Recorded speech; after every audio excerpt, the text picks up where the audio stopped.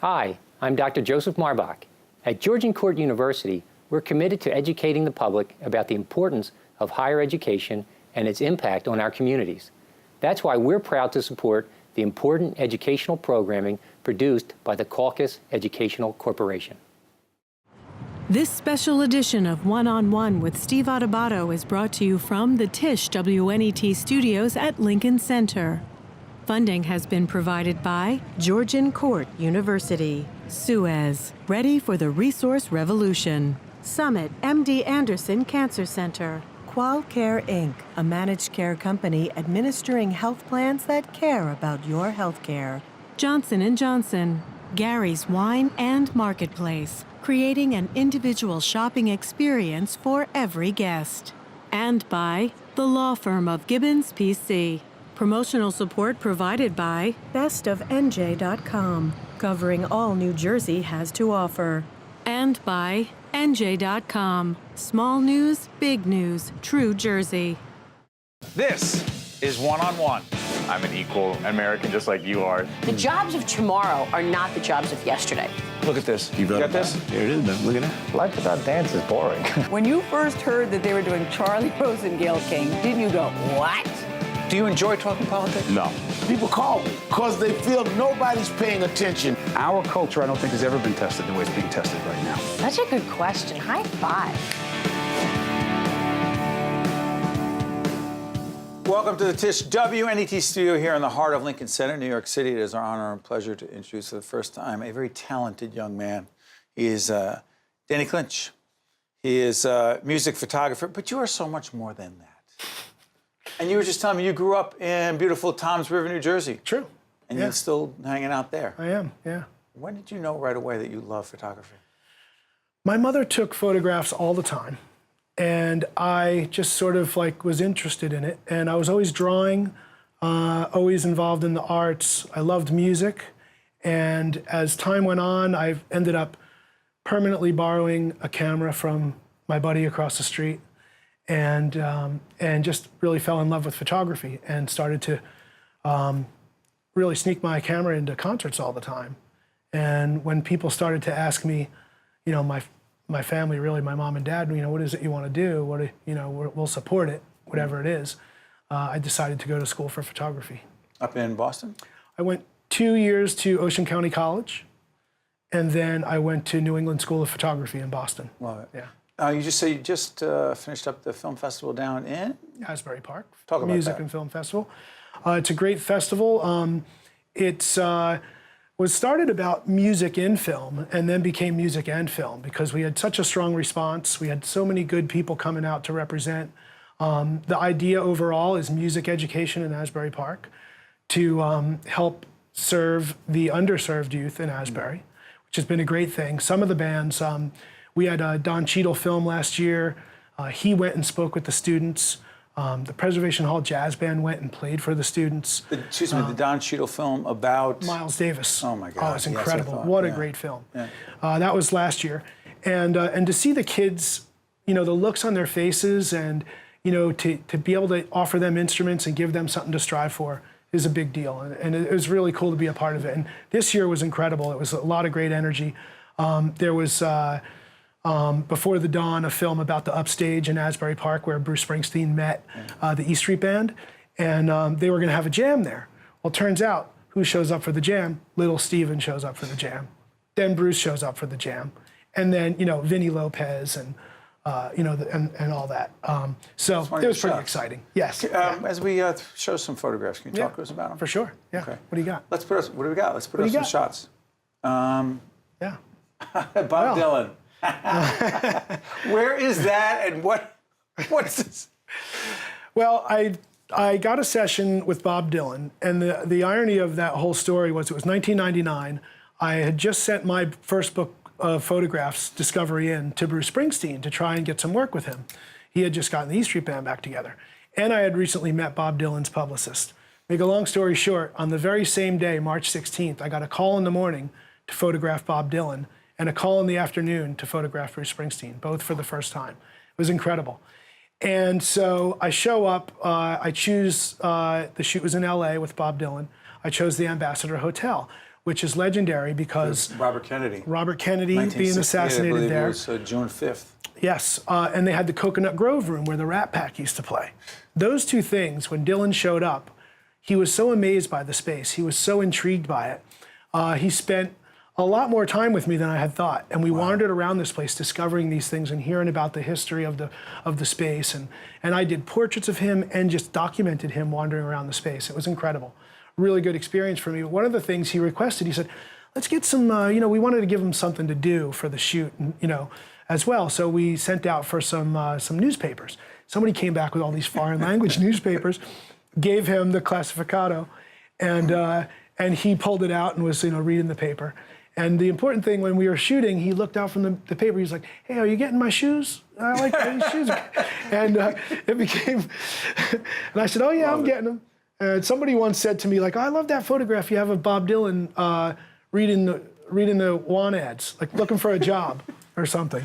Can't believe my photo. We got another shot here. Let's take a look at the next shot. I think it's a Pearl Jam shot, I think. All right. You know this shot. You got it? I got a lot of Pearl Jam shots, man. That one shot. Oh, man. That's How the heck did you get that shot? Well, here's the thing, it's about trust with all the bands that I work with, and getting relationships with people and having them trust you to give you the opportunity to be in the right spot. And I call that spot my sweet spot there, where I like to hide behind the amplifiers, stay out of the way until I can feel a moment happening. And then for me, that point of view is the relationship between the band and the audience and the venue. That happened to be Wrigley Field in 2013, which has a lot of meaning moving forward. And so it became just, I felt that moment coming. I could see Ed turn around and look back at Matt Cameron on the drums. And I said, okay, I feel something's coming. The music's building. And it's just as they jumped out, I jumped out and got my shot and hid back down. Next shot is fascinating. I saw it right before we came in here. Tupac Shakur. Yeah. 1993, I got an assignment from Rolling Stone magazine to photograph Tupac. And I was really excited about it. But it turns out he was really excited about it too. I think at the time, I don't think Rolling Stone was running a lot of hip hop in the magazine. And he was a really smart businessman. And I think he saw the opportunity and really appreciated it. And he showed up on time, he showed up prepared. He came with a couple of different changes of clothing and was really pro about it. And I really appreciated that about him. And it turned out that when he said, hey, let's try a different outfit, because I want to give you more options, he took his shirt off, and I saw the tattoos, and I said, we've got to shoot one like that. I would appreciate it. And he said, yeah, of course. So that's great stuff. Yeah. Go back to Bruce for a second.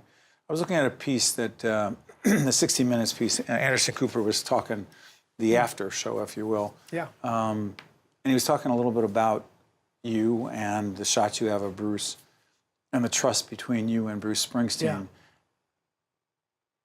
And the incredible shots you have of him that just don't happen by chance. Well, again, it is about trust. And there's Jim Marshall, who's one of my photographic heroes in music photography and civil rights photography. He had a book called Trust, and I felt like that really summed it up. And so having met Bruce, and I sent that book, and I was able to start a relationship with him, I started documenting shooting for his tour books. Then I got to do the album packaging for The Rising. And I've since done quite a few of the most recent albums. I think 5 or 6 of the last recent albums. And it's become to a point where they'll give me a laminate before the tour, and they say, hey, if we need you for something, we're going to call you, or if you just want to come out and document, you can. And again, I have a lot of respect for Bruce and his crew and the band. And so I go in there and I show them respect, and I don't try to get in the way. And if I find myself backstage in Bruce's room, which is the Sanctuary, and I get a minute to photograph him while he's writing the set list or working out a tune with the band, I get that shot, and then I don't hang around. I get out and I leave them their space, and I think they appreciate that. And I think every musician wants their history documented. They just don't want someone to get in the way, and that's what I think is my... From Bruce to finally shooting the Grammys. Yeah. A little bit different? Yeah, the Grammys is really cool because it does open me up to a lot of artists that I maybe don't often get to photograph.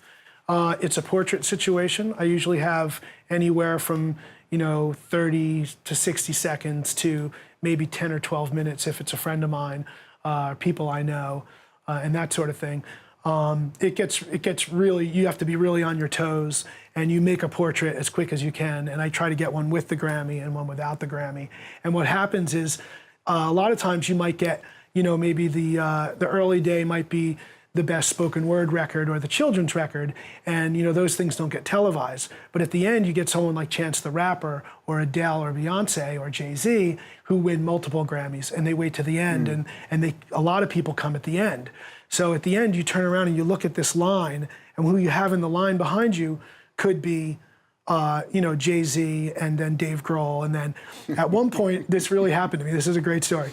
I turn around and I'm photographing B.B. King, who's one of my heroes. I'm a big blues fan. B.B. King. I play in a blues band, the Tangiers Blues Band. And I love the blues. I love B.B. King. I'm in the line. I look behind me because someone says, Paul McCartney's behind you. And I was like, okay.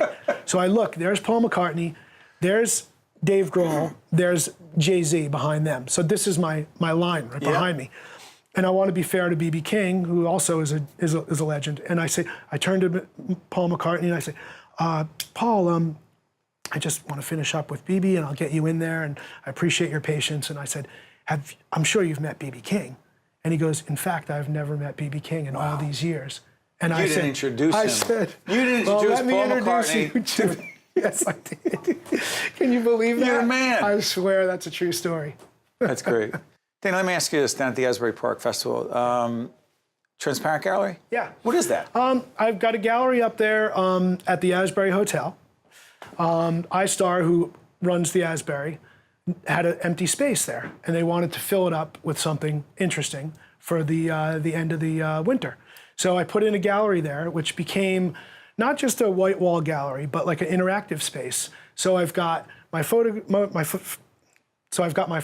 up there. A friend of mine deals in mid-century modern furniture, Tina Karekis. She put in this beautiful installation of places to hang out. We created like a vibe space. So not only do we have photography, we've got great places to hang out. You can bring your coffee and hang. Sundays we do like coffee house style, spoken word, hip hop, folk music, and people just come and hang. And it's been a really, really interesting place in Asbury Park, and it's become like a part of the fabric of the scene there, and they just gave me an extension to September 15th. That's beautiful. Yeah, super psyched. Danny Clinch. Yeah. You've had a great career. You continue to do great things, and we wish you nothing but the best. I appreciate that. Thanks for coming in and joining us. Stay right You got there. it. To watch more one-on-one with Steve Adubato, find us online and follow us on social media. We're pleased to welcome Denis Murphy, founder of Friends of Jaclyn Foundation, and the Jaclyn Murphy, who is the inspiration for Friends of Jaclyn Foundation. It is an honor to have both of you. Thank you. Pleasure to be here. The Friends of Jaclyn Foundation is?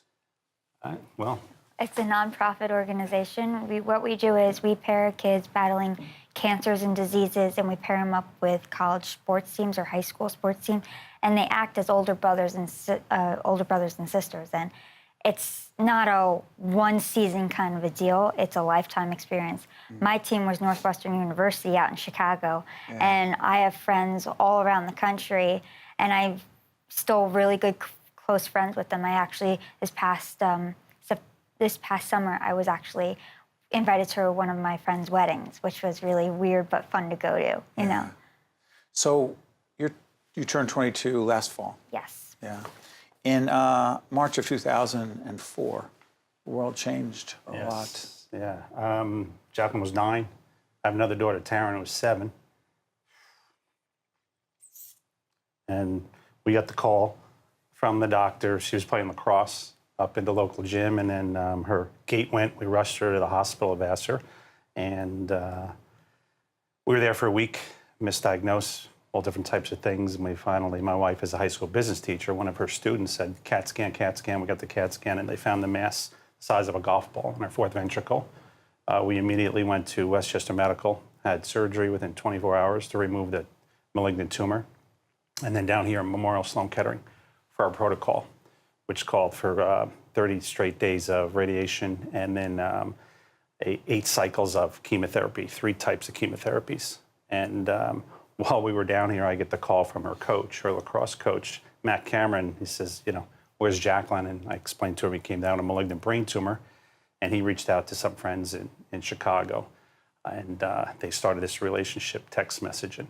And then, you know, while we were at the 9th floor, Memorial Sloan Kettering, which is the saddest place on the planet. That's where the good doctors and the nurses and caregivers are helping these children, but the beast is there 24/7, 365, taking these kids' lives. And I'm sitting there one day in the 9th floor, and I'm watching Jaclyn talk to this other girl from Poland. And she's oblivious to where she is because she's text messaging the lacrosse girls back in Chicago. And I'm processing this, listening to the conversation. The little girl gets called away from chemo, and then Jaclyn turns to me and says, Dad, you got to go to team. So that's how Friends of Jaclyn was born. That's how it happened. That's how it happened. I says, all these children deserve this opportunity to be in hell and to be oblivious to where you are because you have a team rooting and waiting for you to get out of here. I think everybody deserves one of them. Why did you do that? I'm sorry. Why did Well, you do that? Before I was sick, I was a big athlete. I loved playing sports. And that, you know, we moved around a lot just because of his job at the time.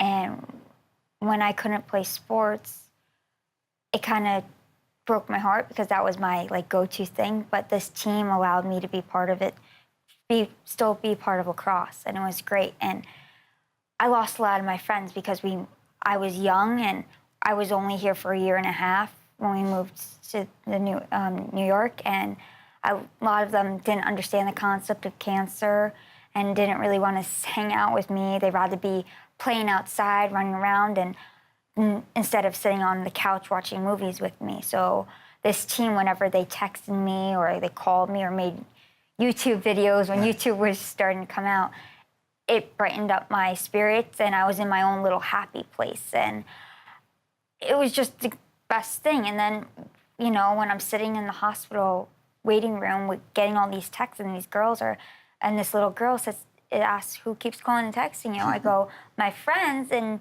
she's like, oh, and then she gets called in to see her doctor, and that's when I said, we need to get this girl a team. It didn't really dawn on me. We need to get her a team. Friends, people who connect with her. Yes, exactly, who actually will support and love her nonstop like these girls do for me, because what they did was at games, they'd wear their initials on their sweatband, or it's moments like this. Like, I didn't get treatment like that, but my team was all the way out in Chicago. Right. But when they were on the East Coast, you know, it was cool. Wow. My dad actually took me all the way to Hopkins University to meet the team for the first time, and it was just a magical experience.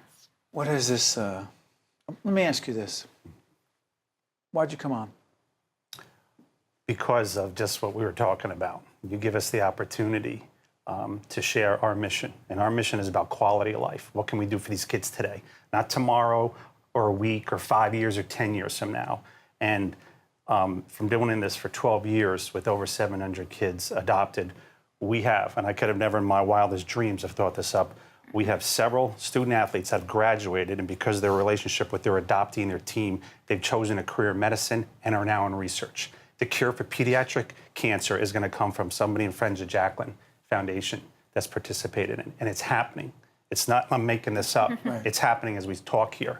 But our biggest challenge is HIPAA. I can't call up any hospital and say, hey, you know, I'm the whack job talking about brain tumors.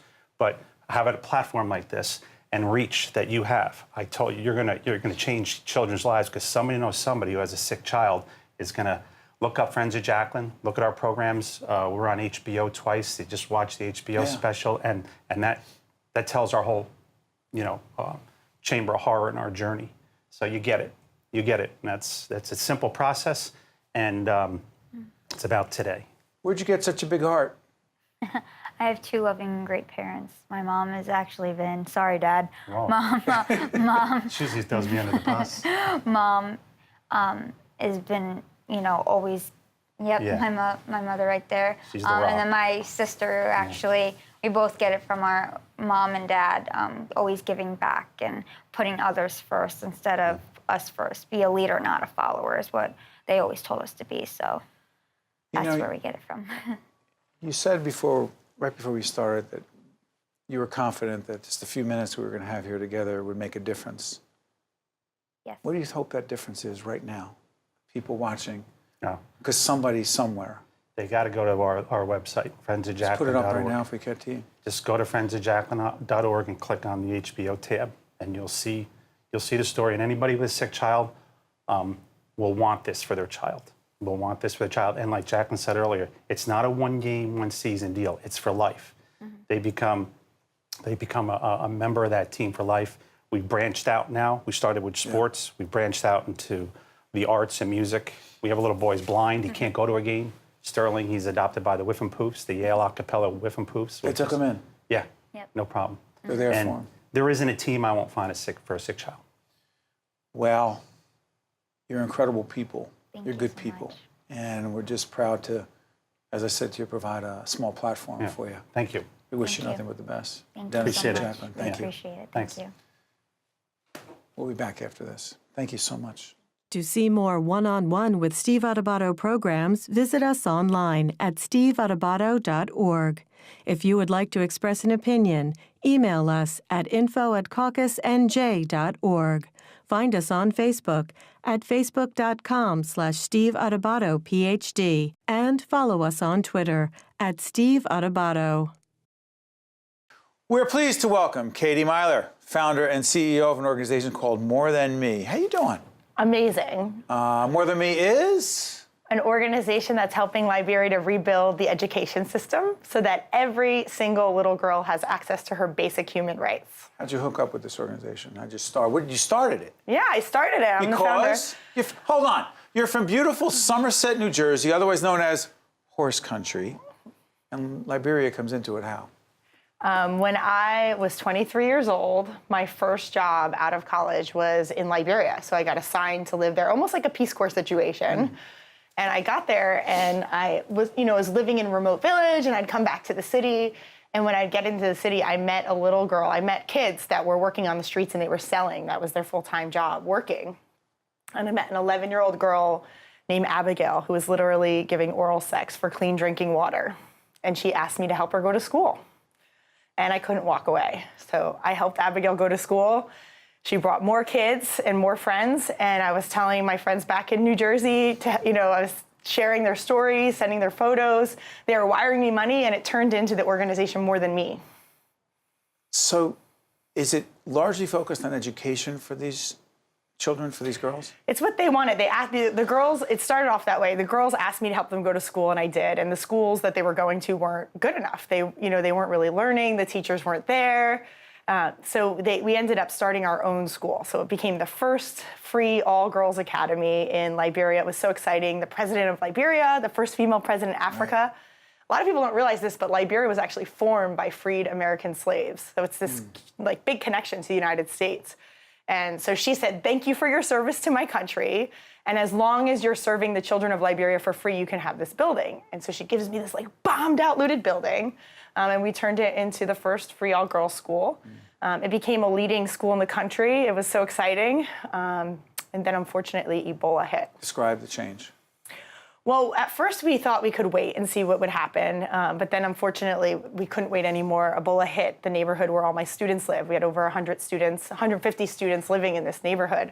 So we turned the school into an Ebola outreach center, and we bought ambulances. We took in abandoned children. We provided home health care teams, and we did everything we could to work with communities to fight to make sure that our girls would stay alive. After 6 months on the front lines of Ebola, we were changed. I was changed. I mean, it wasn't just running, the ambulance services and all of this. It was like our plan was do everything you can to keep people alive, and when you can do nothing else, sing and bring dignity in death. So we were praying and singing with a lot of people while they passed away, and it changed. Seeing that much death, especially for young children, really, I'll never be the same person again.